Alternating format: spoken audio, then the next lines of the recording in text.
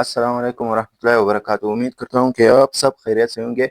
और आज हम पढ़ेंगे एमएस वर्ड के जो पिछले लेक्चर में हम पढ़ा था इंसर्ट टैब, और अब हम इंसर्ट टैब के कुछ ग्रुप हैं, जो पहले 3 ग्रुप है उसको स्टडी करेंगे। उसमें सबसे पहला ग्रुप आपके पास आता है पेजेस ग्रुप, टेबल्स ग्रुप और इलस्ट्रेशन ग्रुप। इन 3 ग्रुप को हम इस लेक्चर में स्टडी करेंगे और बाकी को फिर नेक्स्ट लेक्चर में। तो सबसे पहले आपके पास कवर पेज होता है। कवर पेज क्या होता है, जो कि प्रीवियस लेक्चर में हमने थ्योरी इसकी पढ़ी थी कि कवर पेज की डेफिनेशन क्या है, क्या पर्पस है इसका, और अब हम इसको प्रैक्टिकल देखेंगे।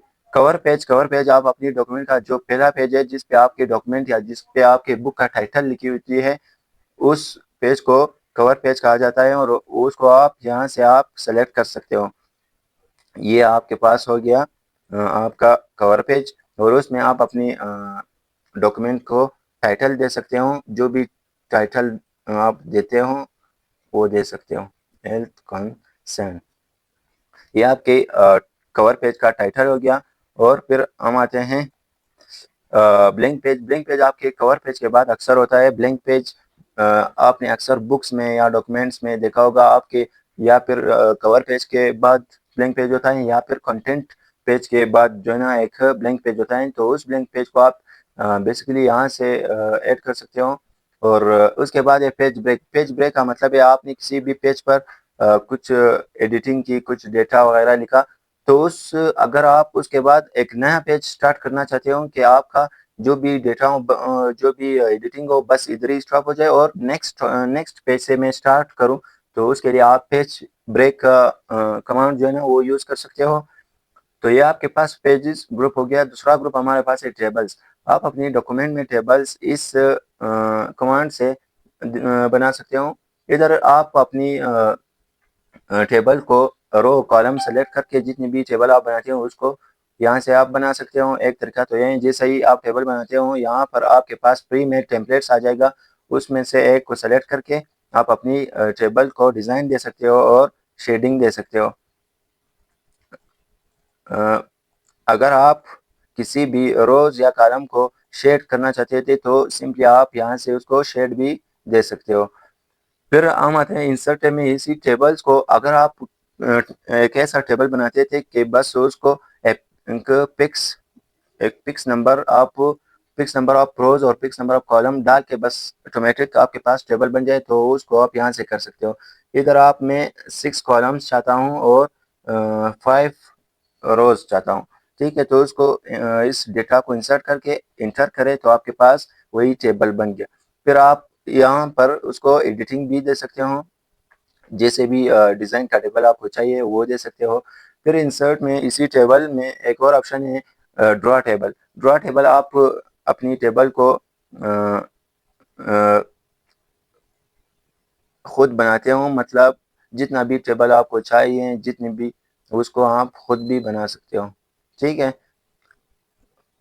फिर उसके बाद आता है इसी टेबल्स में एक कमांड है आपके साथ, एक्सेल स्प्रेडशीट। इसको एंटर करके आप अपनी डॉक्यूमेंट में एक्सेल की जो स्प्रेडशीट होती हैं उसको आप ऐड कर सकते हो। ठीक है, यहाँ पर मैं टेबल में जाता हूँ, एक्सेल स्प्रेडशीट। ये आपके डॉक्यूमेंट में एक एक्सेल का जो स्प्रेडशीट है उसको ऐड किया। फिर आप यहाँ पे अपनी डेटा भी डाल सकते हो। ठीक है,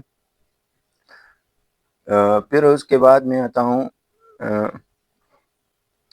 ये आपके पास एक्सेल स्प्रेडशीट हो गया। मैं नेक्स्ट पेज पे जाता हूँ, यहाँ से insert tab, tables, quick tables.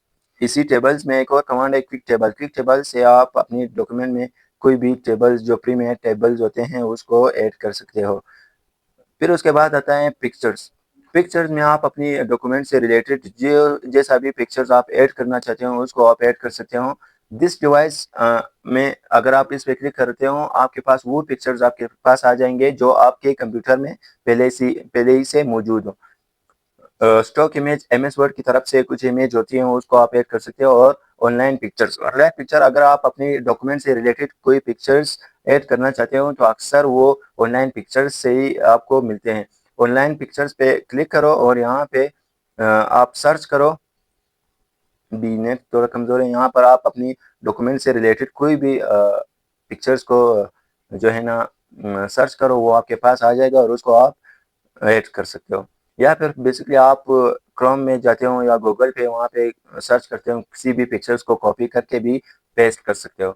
फिर उसके बाद आपके पास आता है शेप्स ऑप्शन का, तो आपको पता होगा कि क्या काम है उसका और क्यों इसको ऐड करते हैं। बस यहाँ से मतलब आप शेप्स को ऐड कर सकते हो। फिर आइकन्स क्या है, आइकन्स भी आपके पास एक इंसर्ट टाइप का ही कमांड होते हैं। इसमें आप कोई भी आइकन अपने डॉक्यूमेंट में ऐड कर सकते हो अपनी डॉक्यूमेंट से रिलेटेड। ठीक है, यहाँ पे कैटेगरीज बिजनेस आइकॉन्स आपको चाहिए, अपीयरल, बॉडी पार्ट्स, कम्युनिकेशन, इंटरव्यू, जैसे जैसे भी आइकन आपको चाहिए आप यहाँ से ऐड कर सकते हो। या फिर अगर आपको कार्टून कैरेक्टर्स चाहिए उसको भी आप यहाँ से ऐड कर सकते हो। ठीक है, ये आपके पास कार्टून कैरेक्टर हो गए। फिर उसके बाद आपके पास आता है 3D मॉडल्स। 3D मॉडल का भी सेम आइकॉन्स की काम होते हैं, इसको की तरह काम होता है। इसको आप 3D मॉडल्स अपने डॉक्यूमेंट में ऐड कर सकते हो। स्मार्ट आर्ट, स्मार्ट आर्ट जैसे मैंने पढ़ाया कि स्मार्ट आर्ट जो है ना अपनी इंफॉर्मेशन को विजुअलाइज करके आपको दिखाता है। तो स्मार्ट आर्ट को कैसे यूज़ करें, मतलब आप यहाँ पे कोई भी स्मार्ट आर्ट को सेलेक्ट करके उसको ओके करें, उसको कोई भी कलर दे सकते हो और इधर अपनी इंफॉर्मेशन डाल सकते हो। इसका मतलब आप अपनी इंफॉर्मेशन को विजुअलाइज तरीके से क्या करते हो, दिखाते हो। तो ये आपके पास स्मार्ट आर्ट हो गया। स्मार्ट आर्ट के बाद होता है चार्ट्स।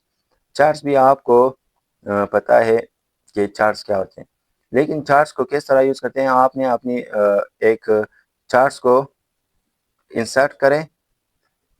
चार्ट को जब इंसर्ट करोगे आपके पास है एक एक्सेल का एक शीट आ जाएगा। एक्सेल की शीट आने के बाद इधर आपके पास ये कैटेगरी 1 है, ये कैटेगरी 1 है। यहाँ पर आप उसकी इंफॉर्मेशन डालकर आप ये ग्राफ को, ये चार्ट को एडिट कर सकते हो। मतलब मैं यहाँ पे लिखता हूँ डेज, इंटर करके कैटेगरी नंबर 1 में ये यहाँ लिखता हूँ फ्राइडे, इंसर्ट करता हूँ और यहाँ पे फ्राइडे, सैटरडे, मंडे, ट्यूसडे। ठीक है, इसको मैंने इंटर किया। आप देखो चार्ट्स में भी ये खुद ब खुद एडिट हो जाता है, ये फ्राइडे, सैटरडे, मंडे, ट्यूसडे। फिर मैं यहाँ पे इसको भी सीरीज नंबर 1 को, सीरीज नंबर 1 यहाँ पर ये हैं, सीरीज नंबर 2 ये हैं, सीरीज नंबर 3 इसको भी मैं एडिट करता हूँ। सीरीज नंबर 1 को मैं नाम देता हूँ सब्जेक्ट्स। ठीक है, इंटर करके मैथ, फिजिक्स, PHYS फिजिक्स, और बायो, इंग्लिश। ठीक है, इसको मैंने क्या किया, इंटर किया। सीरीज नंबर 2 में मैं टाइम डाल देता हूँ, टाइम। और सीरीज नंबर 3 है, इसको मैं क्या डाल देता हूँ, मार्क्स। तो इस तरीके से आप अपनी इस ग्राफ को एडिट कर सकते हो। इस डेटा को डाल के वो खुद ब खुद चार्ट में एडिट होता जाएगा। फिर इसी चार्ट को भी आप किसी भी किस्म की डिज़ाइन दे सकते हो।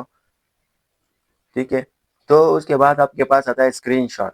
स्क्रीनशॉट का क्या काम होता है, बेसिकली जब भी आप किसी दूसरे विंडोज़ पर होते हो और डायरेक्टली आप MS वर्ड जाते हो, डायरेक्टली आप किधर जाते हैं,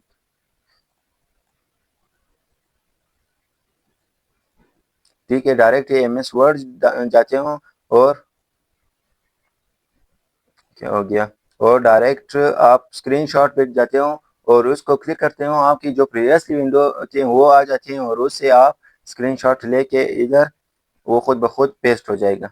ठीक है, ये देखो, तो ये आपके पास स्क्रीनशॉट का ऑप्शन हो गया। तो ये 3 ग्रुप्स जो है ना हमने स्टडी किए। आज का लेक्चर यहाँ पे मैं वाइंड अप करता हूँ, मिलते हैं नेक्स्ट वीडियो में।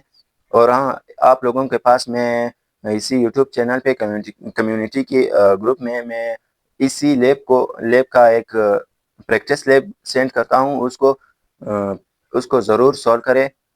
अगर उसको आप सॉल्व करते हो तो आपको ये इंसर्ट टैब बहुत ही आसान हो जाएगी, बहुत ही आपका वो हेल्प करेगी। तो चलो मिलते हैं नेक्स्ट वीडियो में, तब तक के लिए दुआओं में याद रखना। अल्लाह हाफिज़।